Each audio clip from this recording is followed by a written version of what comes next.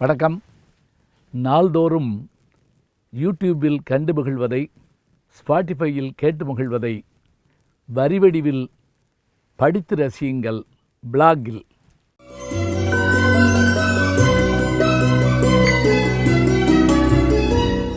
வணக்கம். ஒரு நாட்டின் செல்வங்கள் என்று வருகிற போது பணம், பொருள், இயற்கை வளம் என்பதோடு மட்டுமல்லாமல் நூலகங்களும் தான் என்பதை நாம் உணர்ந்திருக்கிறோம். நான் எந்த நாட்டுக்கு போனாலும் அந்த நாட்டினுடைய நூல் நிலையத்துக்கு போயிட்டு வந்துடுவேன். வாஷிங்டனாக இருந்தாலும், அமெரிக்காவுடைய மற்ற பல்கலைக்கழகங்களாக இருந்தாலும், மாஸ்கோ போனாலும் சரி, ஜப்பான் போனாலும் சரி, ஆஸ்திரேலியா போனாலும் நூலகங்களுக்கு போயிட்டு வருவேன். அதே போல் இந்தியாவினுடைய பல்வேறு மாநிலங்களுக்கு நான் பேச சென்ற போதெல்லாம் மறக்காமல் அந்தந்த நூலகங்களை போய் பார்த்து வந்திருக்கேன். ஒவ்வொரு முறையும் எனக்கு அது ஒரு பெரிய வியப்பை தரும்.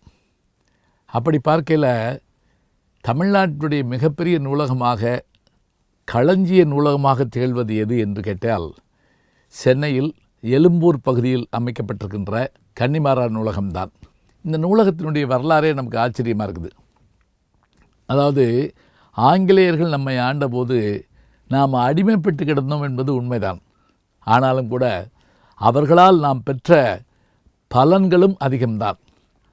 இவ்வளவு விரைவில் வேறு நாட்டுக்கு ரயில் வந்திருக்காது, மின்சாரம் வந்திருக்காது. எத்தனையோ திட்டங்களை அவர்கள் கொண்டு வந்து அது அவர்களுக்காக செய்தார்கள். நம்முடைய நன்மை கருதி செய்தார்களா என்று தெரியாது. அவர்கள் வசதிக்காக செய்தார்கள். அது நமக்கு பயன்பாடாக போயிற்று. அதன்படி எழும்பூரில் இந்த கன்னிமாரா நூலகம் தொடங்குவதற்கு முன்பாக ஒரு சிறு நூலகம் இருந்தது. அதனுடைய பொறுப்பாளராக இருந்தவர் கேப்டன் ஜீன் மெட்சல் என்பவர்.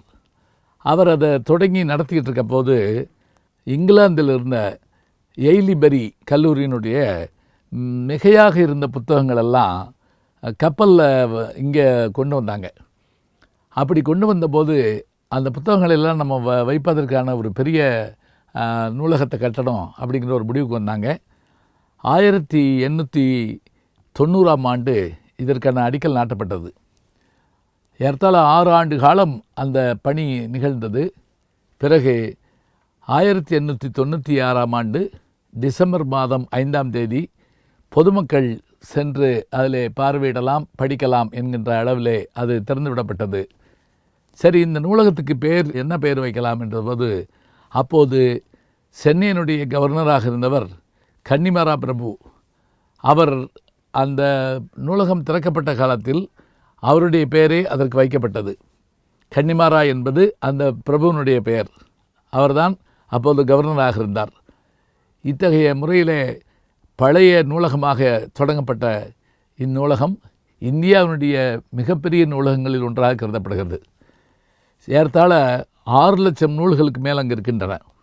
அதாவது இந்திய இதழ்கள், இந்திய நூல்கள், இந்திய மொழிகளில் வருகின்ற நூல்கள், மொழிபெயர்க்கப்பட்ட நூல்கள், இதேபோல் பல்வேறு துறையை சார்ந்த அத்தனை நூல்கள் என்று இன்றைக்கும் அந்த பொலிவோடு திகழ்கின்ற பெருமை கன்னிமாராவுக்குத்தான் இருக்கிறது.